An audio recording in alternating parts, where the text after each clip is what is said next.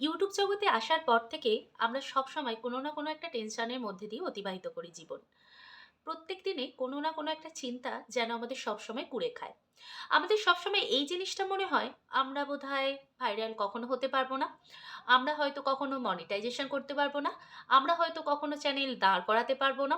কিভাবেই বা ভাইরাল হব? Hey guys, welcome back to our channel. আশা করি তোমরা সকলে ভালো আছো। আমিও ভালো আছি। আরো একটি নতুন ভিডিওতে তোমাদের সকলকে জানাই অনেক অনেক স্বাগত। আজকে আমি তোমাদের সাথে শেয়ার করব যে একটা ইউটিউব চ্যানেলকে কিভাবে দাঁড় করালে আসলেই খুব ভালো হবে। আমরা যে ভুলগুলো করে থাকি সেগুলো তো আমি তোমাদেরকে আগের ভিডিওতেই বলেছি। কিন্তু ভাইরাল হবে কি করে সেটা আজকে আমি তোমাদের সাথে শেয়ার করব। আমি জানি আমি নিজেও একজন ভাইরাল ব্যক্তি নয়, তবুও কিছু কথা মনের মধ্যে থেকে যায় বা বক্তব্য রয়েছে, সেগুলোই তোমাদের সাথে আজ শেয়ার করব। আমরা ইউটিউব জগতে যখন একটা কন্টেন্ট বানাই, শুধুমাত্র যাই হোক করে একটা কন্টেন্ট বানিয়ে ছেড়ে দিই। অবশ্যই একটা ভাইরাল হতে গেলে তো নসিবের ব্যাপার হতেই হয়। তার সঙ্গে যেটা প্রয়োজন হয় মেহনত। মেহনত না করলেই কোনো জিনিসেই কিন্তু আমরা সাকসেসফুলি হতে পারি না। মেহনতটা অবশ্যই দরকার। তার সঙ্গে নিজেদের কিছুটা মাথার বুদ্ধি খাটাতে হয়। কিছুটা কনটেন্টকে এমনভাবেই বানাতে হয় যেটা অপর কেউ কখনো বানায়নি। এইভাবে যদি আমরা চলতে থাকি তবে কিন্তু ভাইরাল হতে পারি। সবথেকে বড় কথা, আমরা ইউটিউব জগতে ইউটিউবারদের সঙ্গে কিন্তু আমাদের কারো কোনো শত্রুতা নেই। ইউটিউব কিন্তু নিজের গতিতে চলে, আমরা কিন্তু আমাদের গতিতে চলি। একটা চাকরির পরীক্ষা দিলে সেখানে যদি আমাদেরকে কেউ চেনে, সেখানে ঘুষের মাধ্যমে আমরা চাকরিটা কনফার্ম করতে পারি। আবার কোথাও যখন কোনো একটা কাজের জন্য যাই, কারো সোর্সের মাধ্যমে সেখানে আমরা ঢুকতে পারি। বা ধরো কোনো একটা কাজের জন্য গেছি, কেউ চেনা জানা মানুষের সঙ্গে হাত ধরে ওপরে উঠতে পারি। কিন্তু ইউটিউব এমন একটি জায়গা যেখানে নিজের ট্যালেন্ট ছাড়া তুমি কখনোই আগে বাড়তে পারবে না। এখানে কয়েক হাজার হাজার মানুষ সারাদিনে কাজ করে, নিজেদের মাথার বুদ্ধি খাটিয়ে আগে বাড়বার চেষ্টা করছে। সেখানে আমরা ব্লগাররা যারা ব্লগ করতে বেশি পছন্দ করি ঘরের মধ্যে থেকে, তারা কাজ দেখিয়ে সেটাকে সুন্দরভাবে প্রিপেয়ার্ড করে যখন ছাড়ি, আমরা ভাবি হয়তো ভাইরাল হয়ে যাব। যারা ইউটিউবে ভাইরাল হয়েছে তাদের অধিকাংশ টিকটক থেকে বা ইনস্টাগ্রাম থেকে সবার ফার্স্টে ভাইরাল হয়েছে, তারপর ইউটিউব থেকে। আমরা যখন কিছুই আগে করতাম না, প্রথম যখন ইউটিউব খুলি, একদম মাটি থেকে 10 তলায় আমরা কিন্তু ফট করে উঠতে পারি না। এক ধাপ করে উঠতে উঠতে তারপর কিন্তু 10 তলায় গিয়ে উঠি। সেই রকমই চেষ্টা করে যেতে হবে। এক লাফে 10 তলায় উঠলে তাড়াতাড়ি ধুস করে পড়ে যাবে। তাই এক ধাপ করে ওঠার যে আনন্দ, সেই আনন্দগুলো উপভোগ করাটা খুবই প্রয়োজন। যাই হোক, আমি জানি না আমার এই কথাগুলো তোমাদের কতটা ভালো লাগবে, তবে হ্যাঁ, আমার মনে হয় আশা করি তোমাদের খুব কাজে লাগবে। ইউটিউব জগতে যখন আমরা আসি, তখন অনেক মানুষ আমাদেরকে শলা পরামর্শ দেয় গ্রুপে জয়েন্ট হওয়ার জন্য। গ্রুপে জয়েন্ট হওয়ার ফলে আমাদের হয়তো ওয়াচ টাইমটা প্রচণ্ড পরিমাণে হয়, সাবস্ক্রাইবও প্রচুর বাড়ে, বাড়ে না যে তা না।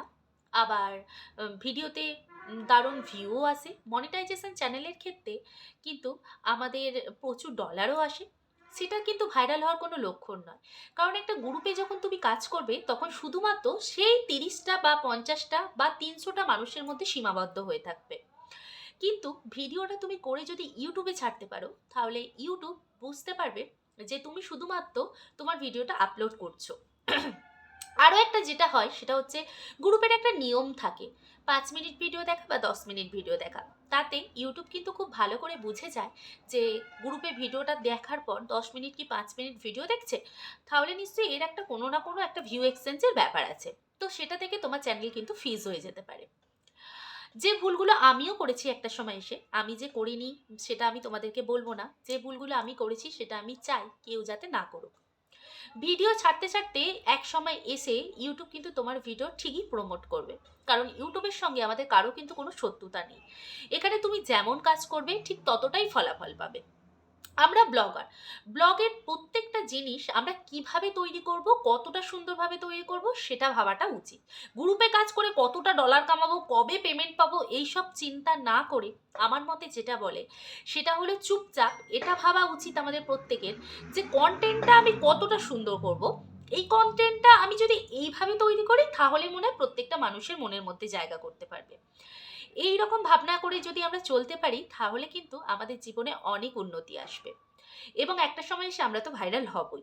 কিন্তু আমরা যদি এইসব কথা না চিন্তা করে শুধুমাত্র এটা ভাবি, কবে টাকা পাবো, কবে আমি মনিটাইজেশন অন করব, কবে আমি আমার গুগল পিন পাবো, এইসব যদি চিন্তাধারা নিয়ে আমি আগে বাড়ি, তাহলে কিন্তু কোনোদিনই সফলতা হাতের মুঠোয় আসবে না। কারণ এই সফলতাটা পাওয়ার জন্য আমাদের মতো বহুত মানুষ তার পিছনে কিন্তু দৌড়ে বেড়াচ্ছে, এবং আমাদের কন্টেন্টের থেকে অন্যান্যদের কন্টেন্ট কিন্তু অনেকটা গুণই ভালো, যেটা কিন্তু অনেক কন্টেন্টার মেনে নিতে পারে না, ভাবে আমারটাই মনে হয় ভালো, অন্য কারোর ভালো অতটা না। কিন্তু আসলে তা না। আমরা যদি একটু দেখি ঘেটে, কিন্তু এটা দেখতে হবে তার কথা বলার কনফিডেন্সটা অন্যরকম থাকে, তার ভিডিও এডিট করার কনফিডেন্সটা অন্যরকম থাকে। তো এইরকম একটা ব্যাপার থাকে। তাই আমি প্রত্যেককে বলবো, গ্রুপে কাজ না করে নিজের কন্টেন্টকে সুন্দর করো, এবং নিজের মাথার বুদ্ধি খাটিয়ে কন্টেন্টটা কতটা সুন্দর হবে সেই চিন্তাটা যদি করো, অবশ্যই একদিন ভাইরাল হবে। যাই হোক বন্ধুরা, আজকের ভিডিওটা এতটুকুই। আবার আসবো নতুন করে একটি ভিডিওর সাথে। ততক্ষণের জন্য বাই বাই।